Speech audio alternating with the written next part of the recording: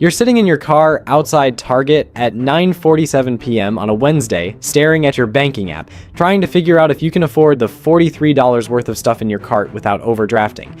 Toothpaste, laundry detergent, a birthday card for your nephew, basic stuff. And while you're doing poverty math in a Target parking lot, your coworker Sarah just posted photos from her second vacation this month, Cabo again. She makes the same salary you do, same job title, same paycheck, same rent in the same city, but somehow she's sipping margaritas on a beach while you're rationing toiletries. So what the hell is going on? Is she secretly rich? Did she inherit money? Is she drowning in credit card debt behind Instagram filters? My name is Nick, and the answer is going to make you unreasonably angry because it's none of those things. Our Sarah made one boring financial decision 6 years ago, spent maybe 30 minutes setting it up, and then literally forgot about it. That decision is currently worth $43,000. In 34 years, it'll be worth $2.8 million. And the decision cost the same amount you probably spent on DoorDash last month. If you're tired of watching people who make the same money somehow have completely different lives, hit that subscribe button, because today we're going to talk about the math that nobody bothered to teach you in school. Let me introduce you to two people. Person A, we'll call her Jessica. She's 28, makes $65,000 a year, drives a 2019 Honda Civic she bought used, and her investment account has $47,000 in it. Person B, Amanda, also 28, also makes $65,000, drives a 2024 BMW 3 Series, and her investment account has $3,200 in it. Both think they're doing fine. Both think they have basically the same life. Let's fast forward and watch what actually happens. At age 35, Jessica has $162,000 invested. Amanda has $31,000. The gap is noticeable, but Amanda's not worried. She's still young. At age 45, Jessica has $535,000. Amanda has $94,000. Now Amanda's starting to panic, but she's got two kids, a bigger house, and even less margin to save. At age 55, compound interest has officially gone vertical. Jessica has $1.52 million. Amanda has $218,000. Amanda is Googling how to catch up on retirement at 55 and realizing she needs to save 40% of her income. That's not happening. At age 65, Jessica has $4.32 million and retires wealthy. Amanda has $461,000. She's doing the math and realizing she's working until 72 minimum. Same starting point, same salary. One of them is financially free. The other is trapped. What did Jessica do differently? She invested $500 every single month starting at age 22. That's it. $500 into an S&P 500 index fund, automatically withdrawn on the first of every month, and then she forgot the account existed. She checked it maybe once a year, said, cool, it's still growing, and went back to living her life. Amanda spent that same $500 on a car payment. For her entire 20s and 30s, she always had a car payment. That's the entire difference between $4.32 million and $461,000. Now you're thinking, okay, Nick, $500 a month is a lot of money. Where am I supposed to find $500? Here's where this gets uncomfortable. You already have it. Sure, you're just spending it on things that won't exist in 40 years. The average American spends $273 per month on subscriptions they barely use. Yeah, Netflix, Hulu, Disney Plus, Spotify, gym memberships they haven't visited in 8 months, apps they forgot they signed up for. That's $273 right there. Then there's dining out and DoorDash, another $280 per month average. Add those together, and you're at $553 without even trying. But here's what that money really costs you. That $280 restaurant budget, if you invested it instead, becomes $632,000 in 30 years at 10% returns. You're not spending $280 on dinner. You're spending $632,000 on dinner. That $273 subscription budget becomes $616,000 every single month. You're choosing between keeping Netflix and DoorDash or retiring 7 years earlier. Most people don't even realize they're making that choice. Let me show you the math that breaks people's brains. Like if you invest $500 every month for 40 years in an S&P 500 index fund, you end up with $3.16 million. Out of that $3.16 million, you only contributed $240,000 of your own money. The other $2.92 million, that's 92.4% of your wealth, came from compound interest. You planted $240,000. The market grew it into $3 million. After 10 years, you'll have about $102,000. After 20 years, $379,000. After 30 years, $1.13 million. The first $100,000 takes about 10 years of grinding, but going from $1 million to $2 million only takes 6.7 more years because your money is now making more money than you're adding. Wait, it gets stupider. Someone invests $5,000 per year from age 25 to 35. That's 10 years. $50,000 total. Then they stop. Never add another dollar. At 8% return, they'll have $787,000 at age 65. Someone else waits until 35 and invests $5,000 every year for 30 years straight. They contribute $150,000 total, 3 times more money.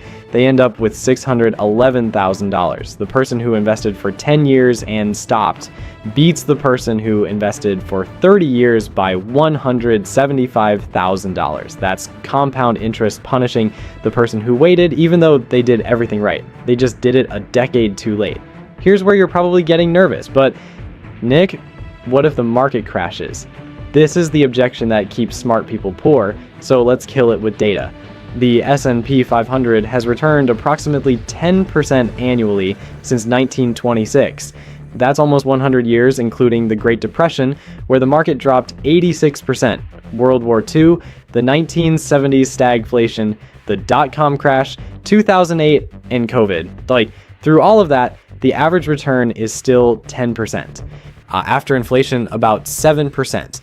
Still enough to turn $500 a month into $1.3 million. But here's the part that should make you feel better. The S&P 500 has never produced a negative return over any 20-year period. Not once in history. If you invest consistently for 20 years, you have always made money. Over 30 years, the worst return was 4.3% annually. Every single crash has recovered. The 2020 COVID crash recovered in 5 months. 2008 took 5.5 years. And here's the secret nobody tells you. If you're investing $500 every single month, crashes are your friend. When the market drops 30%, your $500 is buying shares at a 30% discount. Dollar cost averaging automatically buys more when prices are low. You don't have to time anything. There's data from JP Morgan showing that if you invested $10,000 from 2003 to 2022 and stayed fully invested, you'd have $64,844. If you missed just the 10 best days out of more than 5,000 trading days, your return drops to $29,708, less than half. And 7 of those 10 best days happened during bear markets. If you panic sold during a crash, you almost certainly missed the recovery. The S&P 500 survived the Great Depression, 2 world wars, 9/11, and 2008. But sure, it probably can't survive you putting in $500 a month. You're the thing that finally breaks capitalism. So if the math is this obvious, why are 46% of American households sitting on 0 retirement savings? Why is the median 401k balance for people aged 55 to 64 only $88,000? This is where we need to talk about what's actually stopping you. And it's not the math, it's your brain. Your brain is actively trying to keep you poor, not because it hates you, but because it was designed 200,000 years ago when the biggest financial decision was whether to eat the berries now or save them for tomorrow. Your brain has no framework for understanding sacrifice $500 today to have $3 million in 40 years. So it just says, no, eat the berries, and you end up financing a $60,000 truck. There's something called present bias. You'd rather have $500 today than $50,000 in 40 years, even though the math is screaming that you're being an idiot. Then there's loss aversion. The pain of losing $100 is 2.25 times stronger than the pleasure of gaining $100. This is why people obsessively check portfolios during crashes and sell at the bottom. Research shows people who check their accounts once a year or never are far more likely to build wealth. The less you look, the richer you get. And then there's lifestyle inflation. Every time you get a raise, you immediately upgrade your life to match. Nicer apartment, better car, fancier restaurants. Research shows 78% of people say they'll increase savings when they get a raise. Almost none actually do unless it's automated. Your brain sees extra money and immediately allocates it to slightly nicer versions of things you already had. But here's what makes me angry about all this. You know who's making money off your inability to save? Everyone.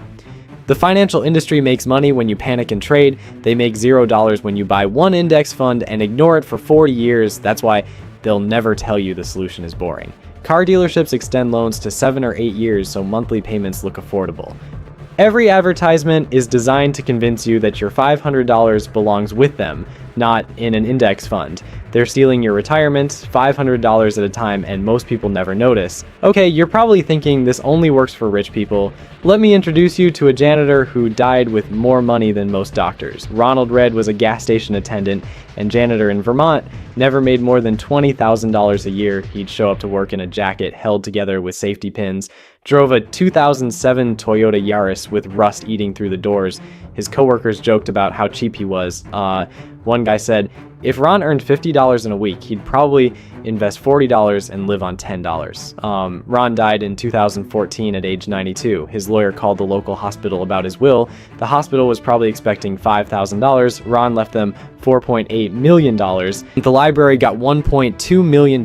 His estate was worth over $8 million. The same coworkers who made fun of his rusty Toyota had been working alongside a multimillionaire for decades and had no idea. Ron just bought dividend-paying stocks every single week for 70 years and never sold. He could have retired at 50, but he liked his job. That's what financial freedom actually looks like.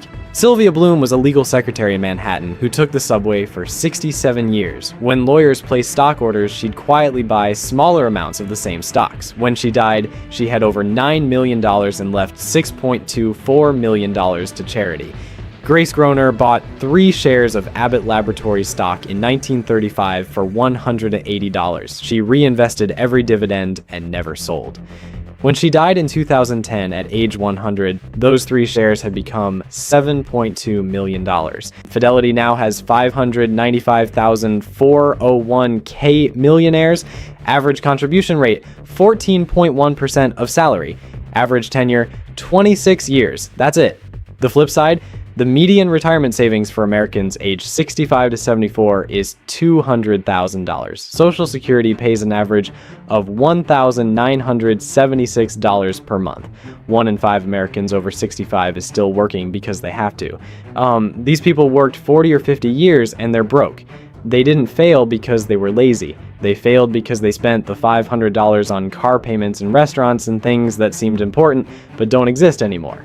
People will spend 40 hours researching which $1,200 phone to buy and 0 hours figuring out how to turn $240,000 into $3 million. The phone will be worthless in 3 years. The investment will be worth millions in 40.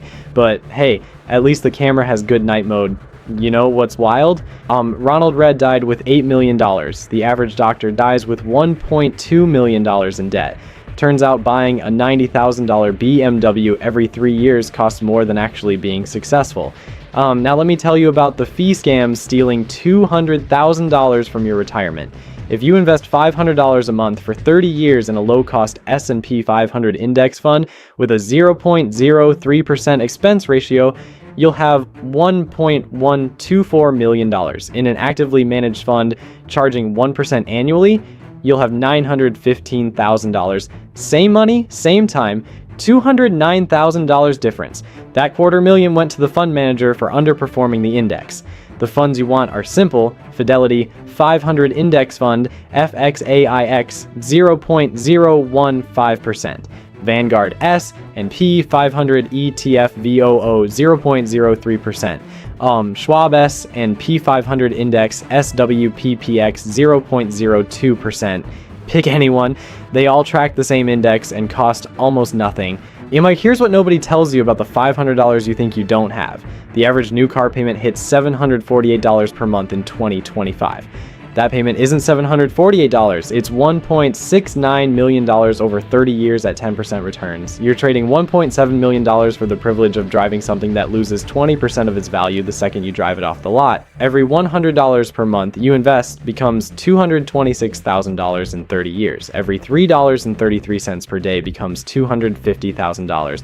The money's there. You're spending it on things that'll be gone in 30 years instead of on being a millionaire. Let's talk about accounts. Roth IRA, You contribute after-tax money, everything grows tax-free forever. The 2026 limit is $625 per month. On a $1.13 million portfolio, you save roughly $150,000 to $200,000 in taxes. If you're making under $153,000 single or $242,000 married, max this first. 401k pre-tax contributions. So if you're in the 22% bracket and invest $500 monthly, your paycheck only drops $390. And if your employer matches, which 85 to 98% do, it's free money. Most common match is 50% on the first 6%. If you make $60,000 and contribute $500 monthly, your employer adds $150 free. So here's what you actually do. Step 1, open a Roth IRA at Fidelity, Vanguard, or Schwab. Takes 20 minutes. Step 2, link your bank and deposit money. Step 3, buy one S&P 500 index fund, FXAIX, VOO, or SWPX. Step 4, set up automatic monthly investment of $500. Step 5, forget the account exists, don't check it every day, let it compound while you live your life. Look, I can show you all the math. I can tell you about janitors who became multimillionaires and doctors who died broke. None of it matters if you don't actually do it. And here's the thing about compound interest. Every day you wait, the math gets exponentially worse. Right now, $500 a month for 40 years gets you $3.16 million. Wait 1 year, you need $520 per month. Wait 5 years, $690. Wait 10 years, $1,050 per month. The target moves away faster than you can catch up. There's a version of you that exists 40 years from now. That person is checking their account, seeing $3.16 million. They're planning retirement. They're not worried about money. They're not working at 73. They're free. And there's another version 40 years from now trying to afford medications, working part-time because Social Security isn't enough, one emergency away from catastrophe, wondering where the money went. Whilst the answer is car payments and DoorDash and subscriptions that seemed important in 2026 but don't exist anymore. Both of these people are you. The only thing that determines which one becomes real is what you do in the next 30 minutes. Open the account, set up the transfer, buy the fund, then go live your life while the math works in the background. Or don't and spend the next 40 years wishing you had. The choice is yours. The math doesn't wait, and neither does time.